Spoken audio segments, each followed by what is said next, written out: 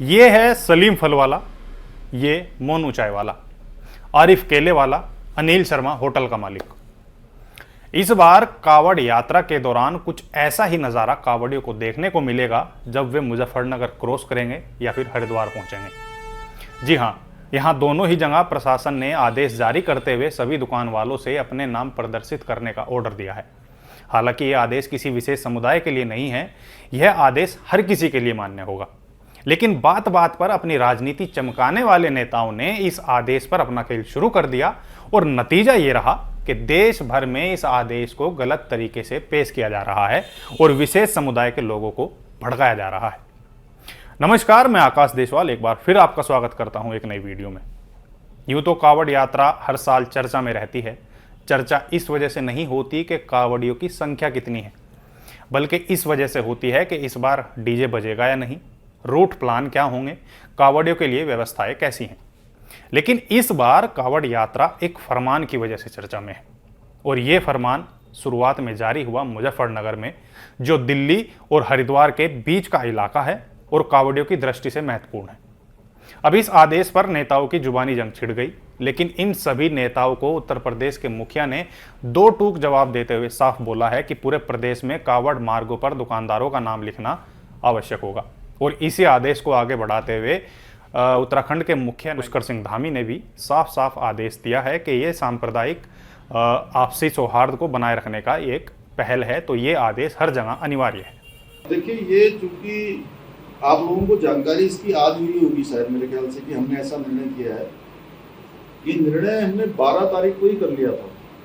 12 तारीख को जब हम वहाँ पर बैठक कर रहे थे कांवड़ मेले से संबंधित तैयारियों की, उस दिन हमने निर्णय किया था, क्योंकि इसके पीछे हेतु यह है कि अनेक लोगों ने इस बारे में कहा है कि बाद में कई बार बहुत वैसी स्थिति पैदा होती है कि नाम बदल के लोग जो है अपनी पहचान छुपा के जो है दुकान खोल रहे हैं या कोई अन्य कारोबार कर रहे हैं। तो ठीक नहीं है, सबका आइडेंटिफिकेशन होना चाहिए। जो भी है, अपनी पहचान छिपाने में किसी को क्या दिक्कत है? अच्छा है, अगर हम कोई भी काम करते हैं, आप भी हैं, तो आप अपना नाम बता के तो यहाँ आए हैं ना, तो इसमें किसी को क्या दिक्कत होनी चाहिए? ये किसी को टारगेट करके या किसी को नुकसान पहुंचाने के लिए नहीं है। केवल इतना भर है कि अपनी आइडेंटिफिकेशन हो जाए। कई बार आपराधिक घटनाएं भी सामने हुई हैं। आपकी गाड़ी पर कई सारे ऐसे मामले आए हैं कि बाद में जो है हमको ऑकवर्ड स्थिति से गुजरना पड़ा है, उस स्थिति से न गुजरना पड़े। और हम तो राज्य में, हमारा राज्य तो वैसे भी बहुत भाईचारे वाला राज्य है। यहाँ तो सब एक दूसरे के साथ बहुत प्रेम पूर्वक रहते हैं, मिलकर रहते हैं, कहीं कोई झगड़ा नहीं। क्यों साइन भाई? अब सीएम साहब ने तो आदेश दे दिया, लेकिन इसका खामियाजा उन्हें अपनी ही सहयोगी पार्टियों की नाराजगी से भुगतना पड़ रहा है।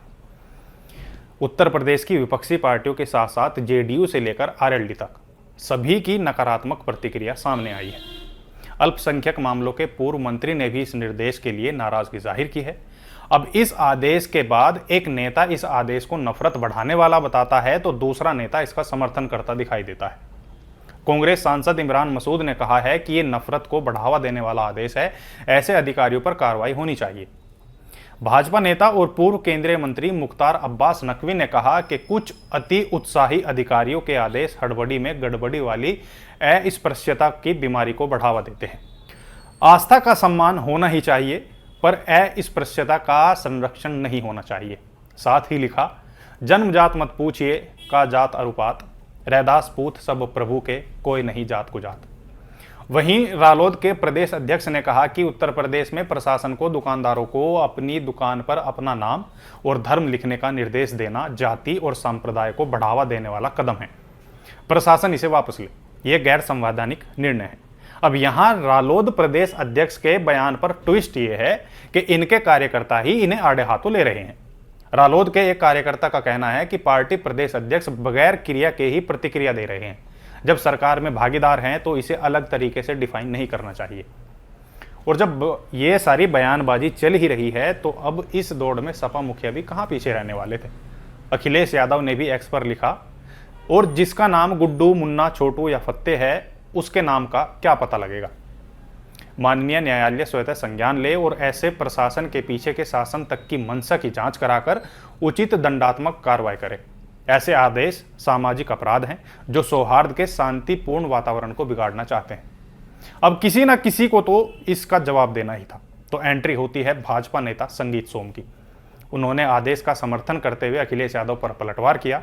उन्होंने सोशल मीडिया पर लिखा कि कावड़ यात्रा के दौरान उत्तर प्रदेश सरकार द्वारा जारी शासनादेश के अनुसार दुकानदारों को अपनी दुकान के बाहर नाम लिखने के लिए कहा गया है। केवल इसी बात को लेकर समाजवादी पार्टी के राष्ट्रीय अध्यक्ष अखिलेश यादव के द्वारा जिस प्रकार से आपत्ति व्यक्त की गई है वो उनके घोर सांप्रदायिक चरित्र को उजागर करने के लिए पर्याप्त है। अनेकों बार सोशल मीडिया, टीवी चैनल पर प्रसारित खबरों में देखा गया है कि किस प्रकार से एक धर्म विशेष के लोगों द्वारा किसी भी खाने पीने की वस्तुओं में थूकते हुए, पेशाब करते हुए इस देश के लोगों ने देखा है। कावड़ यात्रा की पवित्रता को कायम रखने के लिए बहुत जरूरी है कि अस्वस्थान कावड़ यात्री जिस दुकान से कुछ खाने पीने की वस्तु खरीद रहा है वो जाने की उसकी तीर्थ यात्रा की पवित्रता को अक्षुण्ण रखने के प्रति वो दुकानदार कितना निष्ठावान है।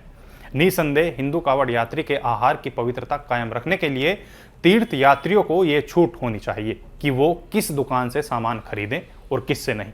वैसे भी ये उपभोक्ता के अधिकार का मामला है। उत्तर प्रदेश सरकार का ये आदेश स्वागत योग्य है और मैं मुक्त कंठ से इसकी सराहना करता हूँ। अब आग की तरह फैलती बयानबाजी पर पानी डालने का काम किया कौशल विकास राज्य मंत्री कपिल देव अग्रवाल ने। उन्होंने कहा कि विपक्ष बेवजह मामले को तूल दे रहा है। पारदर्शिता में क्या बुराई है? नियम किसी जाति के लिए या धर्म के लिए नहीं है। सर्व समाज के दुकानदारों को ऐसा करने के लिए कहा गया है। वहीं सपा सांसद हरिंदर मलिक ने कहा है कि मुजफ्फरनगर के नाम पर राजनीति नहीं की जानी चाहिए, सभी को सांप्रदायिक सौहार्द बनाकर रखना है। तो कैबिनेट मंत्री अनिल कुमार ने इस मामले को लेकर कहा है कि इसे जाति या धर्म से जोड़कर नहीं देखा जाना चाहिए। नियम सर्व समाज के दुकानदारों के लिए है। दुकानों के बाहर सामान्य तौर पर सभी अपना नाम लिखते हैं। विपक्ष बेवजह माहौल खराब करने की कोशिश कर रहा है। जिले के सभी लोग एक साथ हैं। इन सभी नेताओं की तरह भाकियू प्रवक्ता ने भी अपना चेहरा चमकाने की कोशिश की और ये वो प्रवक्ता हैं जिन्हें शायद गड़े मुर्दे उखाड़ने की आदत है। हम बात कर रहे हैं चौधरी राकेश टिकैत की। जहां सब इस बयान पर अपनी अपनी प्रतिक्रिया दे रहे थे तो टिकैत साहब ने 2013 के दंगों को याद कर लिया और इस मामले से जोड़ दिया। उनका कहना है कि मुजफ्फरनगर के लोग 2013 का दंगा झेल चुके हैं, इस तरह की नई शुरुआत नहीं होने देंगे। हिंदू और मुस्लिम सब मिलकर कावड़ यात्रा निकलवाते हैं। कावड़ के समय नई परंपरा शुरू नहीं होने देंगे, ट्रेनिंग सेंटर नहीं बनने देंगे। दंगा बाहर के लोग करके जाएंगे और मुजफ्फरनगर वालों को झेलना पड़ेगा। खैर, ये सभी नेता अपने अपने कामों में लगे हैं। वो बात अलग है कि कावड़ यात्रा पर इन नेताओं की बयानबाजी का कोई फर्क नहीं पड़ेगा और कावड़ यात्रा सुगम तरीके से जारी रहेगी। और बात कावड़ यात्रा की ही नहीं बल्कि वैष्णो देवी यात्रा पर घोड़े खच्चर वाले हों, केदारनाथ और यमुनोत्री यात्रा पर घोड़े खच्चर वाले हों या फिर हरिद्वार में कावड़ बनाने वालों की ही बात क्यों ना हो, हर जगह विशेष समुदाय के लोगों का साथ लेकर ही सभी कार्य सुगमता से संपन्न किया जाता है। क्राइम पेट्रोल भी आप लोगों से अपील करता है कि किसी भी नेता के बयान पर ध्यान न देकर आप सभी आपसी सौहार्द कायम रखें और इस कावड़ यात्रा को सुगमता से संपन्न कराएं। बाकी आप भी हमें कमेंट करके बताएं कि आप इस फैसले को किस नज़रिए से देखते हैं। इस वीडियो में इतना ही। अब हमें दीजिए इजाज़त। नमस्कार।